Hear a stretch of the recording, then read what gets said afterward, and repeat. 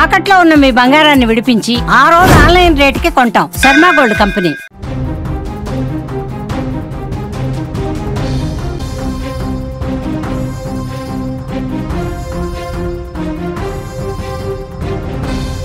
Breaking news చూస్తున్నాం. భారీ వర్షాలకు పాకిస్తాన్ అతలాకుతలమవుతోంది. పాకిస్తాన్ను భారీ వరదలు ముంచెత్తుతున్నాయి. ఇస్లామాబాద్ చెరువులన్నీ రోడ్లన్నీ కూడా చెరువుల్ని తలపిస్తున్న పరిస్థితి. భారీ వరదల్లో కార్లు బ్రిడ్జ్లు కొట్టుకుపోతున్నాయి. వరదల కారణంగా 270 మంది ఇప్పటివరకు చనిపోయారు. వరదలతో జనజీవనం పూర్తిగా అల్లకల్లోలంగా కనిపిస్తోంది. గత కొన్ని రోజుల నుంచి పాకిస్తాన్లో వర్షాలు దంచి కొడుతున్నాయి. చూస్తూ ఉన్నారు, భారీ వరదలు పాకిస్తాన్ను అతలాకుతలం చేస్తున్నాయి. గత కొన్ని రోజుల నుంచి కురుస్తున్న వర్షాల కారణంగా పాకిస్తాన్ పూర్తిగా వరదల్లో మునిగిపోయింది. జూన్ చివరి వారం నుంచి ఇప్పటి వరకు దాదాపు భారీ వరదల కారణంగా 270 మంది మృతి చెందినట్లు అక్కడి జాతీయ విపత్తు నిర్వహణ అథారిటీ తెలిపింది. మృతుల్లో 126 మంది చిన్నారులు ఉండటం ఆందోళన కలిగిస్తోంది. చాలా దారుణమైనటువంటి విషయం. పాకిస్తాన్లో భారీ వర్షాలు వరదలతో అక్కడి జనజీవనం పూర్తిగా స్తంభించిపోయింది. అసలు బయటకు రాలేని పరిస్థితి కనిపిస్తోంది. విజువల్స్లో మీరు చూస్తున్నారు, వర్షాలు వరదల కారణంగా ఎలాంటి ఒక భయానకమైనటువంటి సిచ్యువేషన్ అక్కడ కనిపిస్తుందో మీరు చూస్తున్నారు. కార్లు కొట్టుకుపోతున్నాయి, మనుషులు కూడా కొట్టుకుపోయి చనిపోయారంటే ఇస్లామాబాద్లో అక్కడ పరిస్థితులు ఎంత దారుణంగా ఉన్నాయో స్క్రీన్ మీద చూస్తూ ఉన్నారు. వాహనాలు కొట్టుకుపోయి వాగులు వంకల్లో వాహనదారులు కొట్టుకుపోయారు చాలామంది. అందులో ప్రయాణికులు ఉన్నారు, అందులో వాహనదారులు ఉన్నారు. వాళ్ళు లోపల ఉండగానే పెద్ద ఎత్తున వరదొచ్చి కొట్టుకుపోయిన పరిస్థితి కనిపిస్తోంది. భారీ వరదల కారణంగా ముఖ్యంగా ఇస్లామాబాద్ పూర్తిగా దెబ్బతింది. ఇస్లామాబాద్లోని పలు ఇళ్లలోకి వరద నీరు వచ్చి చేరింది. నివాస ప్రాంత వాసులు ఎవరైతే ఉన్నారో వాళ్ళందరూ కూడా ఇబ్బందులు ఎదుర్కొంటున్నారు. దీనికి తోడు భారీ వరదల కారణంగా వరద ప్రవాహంలో వందలాది కార్లు బైకులు కొట్టుకుపోతే మరికొన్ని చోట్ల బ్రిడ్జ్లు కూడా కొట్టుకుపోయినాయి. ఎటు చూసిన వరద ప్రళయం ఇస్లామాబాద్ను చుట్టుముట్టినట్లుగా కనిపిస్తోంది. గడిచిన 24 గంటల్లో పరిస్థితి ఏంటంటే కుండపోత వర్షానికి 14 మంది చనిపోయారు, 17 మందికి గాయాలయ్యాయని NDMA తాజాగా ఒక నివేదికలో స్పష్టం చేసింది.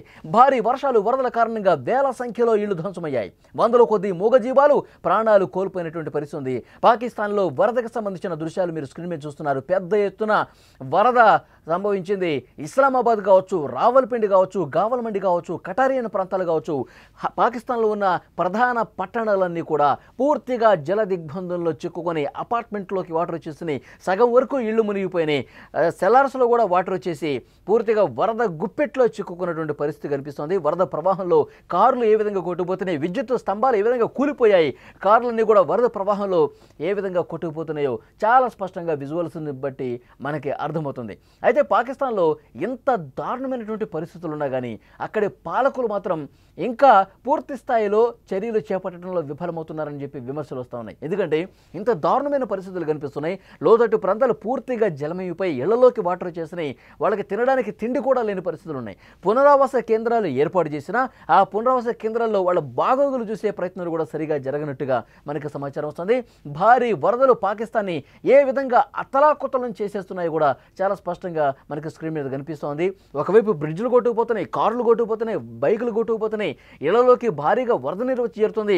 వాగులు వంకలు ఎంత ప్రమాదకరంగా ప్రవహిస్తున్నాయంటే అసలు ఒక్కసారి రోడ్ల మీదకి బయటకు వచ్చి కాలు పెడితే కొన్ని కిలోమీటర్లు ఆ వరద ప్రవాహానికి కొట్టుకుపోయే పరిస్థితుంది. మీరు విజువల్స్లో చూస్తూ ఉన్నారు. ఇస్లామాబాద్లో ఉన్నటువంటి పరిస్థితి, రాజధాని ఇస్లామాబాద్లో అక్కడ పెద్ద ఎత్తున వాటర్ వచ్చేసి అక్కడ ప్రజలందరూ కూడా అతలాకుతలం అయిపోతున్నారు.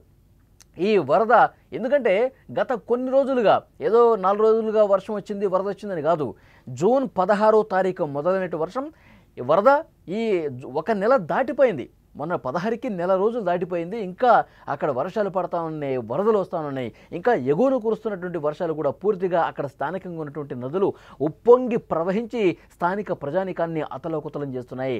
270 మంది ఈ నెల రోజుల వ్యవధిలో ప్రాణాలు కోల్పోయారంటే ఈ వరదల వల్ల అక్కడ ఎలాంటి ఒక భయానకమైనటువంటి సిచ్యువేషన్ ఉందనేది కూడా చాలా స్పష్టంగా అర్థమవుతుంది. కొంతమంది వరదల్లో కొట్టుకుపోయినటువంటి ఈ 270 మందిలో 120 మంది చిన్నపిల్లలు ఉన్నారంటే, మళ్ళీ చెప్తున్నాను, 120 మంది చిన్నపిల్లలు ఈ వరదల్లో కొట్టుకుపోయి చనిపోయారంటే ఎలాంటి ఒక భయంకరమైనటువంటి పరిస్థితులు అక్కడ ఉన్నాయనేది కూడా చాలా స్పష్టంగా అర్థమవుతుంది. పాకిస్తాన్ పాలకులు తమ ప్రజానీకం ఎన్ని కష్టాలు పడుతుంటే వాళ్ళకి సరైనటువంటి పునరావాస కేంద్రాల్లో పెట్టి సురక్షితంగా పెట్టి వాళ్ళకి ఆహారం కావచ్చు, మెడిసిన్స్ కావచ్చు, వాళ్ళకి నిత్యావసర వస్తువులు కావచ్చు, ఇవి కల్పించడంలో ఘోరంగా విఫలమైనట్టుగా సమాచారం వస్తుంది. అక్కడి పాలకుల మీద దుమ్మెత్తిపోస్తున్నటువంటి పరిస్థితి ఉంది. సో ఎప్పటికప్పుడు వాళ్ళు ఆర్మీ కూడా పెద్ద ఎత్తున రంగంలోకి దిగి చర్యలు తీసుకుంటున్నారు. ఇంకా ఇళ్లలో వరద గుప్పిట్లో చిక్కుకుపోయినటువంటి ఎవరైనా ఉన్నారా, వరద బాధితులు ఎవరైనా ఉన్నారా, ఇంకా ఆహారం కోసం అలమటిస్తున్నటువంటి వాళ్ళు ఉన్నారా అని చెప్పి హెలికాప్టర్ల సాయంతో ఆర్మీ శక్తివంచన లేకుండా ప్రయత్నాలు చేస్తున్నప్పుడు కూడా ఇంకా పరిస్థితులు మాత్రం మార్పు వచ్చినట్టు కనిపించట్లేదు. పరిస్థితులు మీరు చూస్తూ ఉన్నారు. లేటెస్ట్ విజువల్స్ మీరు చూస్తుంది. అక్కడ ఉన్నటువంటి వాగులు వంకలు ఏ విధంగా ప్రవహించి జనావాసాల్లోకి పూర్తిగా వాటర్ ఏ స్థాయిలో వస్తుంది చూసారా. మొత్తం రోడ్లు కూడా కొట్టుకుపోతున్నాయి. ఇక్కడ చూడండి స్క్రీన్ మీద మొత్తం రోడ్లు బ్రిడ్జ్లు అన్నీ కూడా ఈ వరద ప్రవాహానికి కొట్టుకుపోతున్నటువంటి దృశ్యం ఉంది. అంతకు ముందు రోజు వరకు బాగానే ఉన్నటువంటి ఈ రోడ్లన్నీ కూడా ఈ బ్రిడ్జ్లన్నీ కూడా ఒక్కరోజు వర్షానికి ఒక్కరోజు వరదకి పూర్తిగా కొట్టిపోయి అటు రోడ్లు పక్కన చివరన ఉన్నటువంటి వెహికల్స్ కూడా ఈ వరద నీటిలో పూర్తిగా కొట్టిపోయి కొన్ని వందల అక్కడ ఇళ్ళు కూడా ధ్వంసమైనటువంటి పరిస్థితి ఉంది. కొన్ని కిలోమీటర్ల వరకు ఈ వరదలో కార్లన్నీ కూడా కొట్టుకుపోయి ఆ కార్లలో ఉన్నటువంటి వాహనదారులు కూడా కొట్టుకుపోయి ప్రాణాలు కోల్పోయినటువంటి పరిస్థితి ఉంది.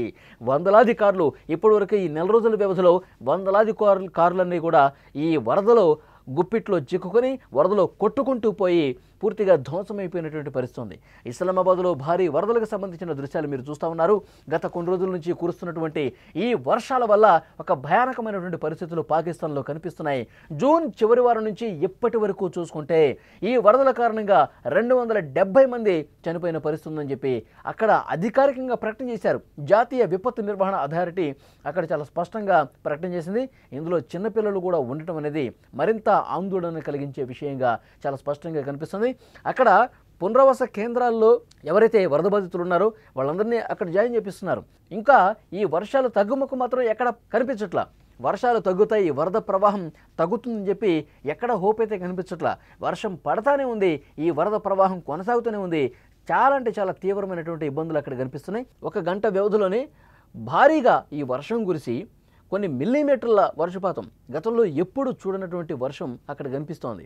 ఎందుకంటే కొద్ది గంటల్లో 400 మిల్లీమీటర్లు 500 మిల్లీమీటర్లు వర్షపాతం కురిస్తే అక్కడ సిచ్యువేషన్ ఎంత దారుణంగా ఉంటుందంటే చాలా కిక్కిరిసిపోయినటువంటి జనావాసాలు ఉంటాయి. పాకిస్తాన్లో చాలా కాలనీలు ప్రాంతాలు కూడా మొత్తం కిక్కిరిసిపోయినటువంటి జనావాసాల్లో ఒక్కసారిగా వరద పోటెత్తడంతో ఇబ్బందికర పరిస్థితులు కనిపించాయి. అక్కడ వాహనాలు కొట్టుకుపోవడం కాదు, చిన్నపిల్లలు కూడా కొట్టుకుపోయిన ఒక దయనీయమైనటువంటి పరిస్థితులు పాకిస్తాన్లో ఉన్నట్టుగా స్పష్టంగా అర్థమవుతోంది. ఇంకా పైన ఫ్లోర్స్లో తలదాచుకున్న వాళ్ళని కాపాడే ప్రయత్నం చేస్తున్నప్పటికీ కూడా ఇంకా ప్రమాద ఘంటికలు మోగుతూనే ఉన్నాయి. ఇస్లామాబాద్లో కావచ్చు, రావల్పిండి కావచ్చు, గావల్మండి కావచ్చు, కటారియన్ కావచ్చు, ఇలా ప్రధానమైనటువంటి నగరాలు పట్టణాలు అన్నీ కూడా వరద గుప్పిట్లో చిక్కుకొని అక్కడ ఆర్తనాదాలు కనిపిస్తున్నాయి. ఎందుకంటే ఎవరైతే తమ పిల్లల్ని పోగొట్టుకున్నారో, ఎవరైతే తమ కుటుంబ సభ్యుల్ని పోగొట్టుకున్నారో ఈ వరదల వల్ల వాళ్ళ బాధ అంతా ఇంత కాదు. అక్కడ పాలకులు ఇంకా చేస్తులుడిగి చూస్తున్నారు, సరైనటువంటి చర్యలు తీసుకోవట్లేదు.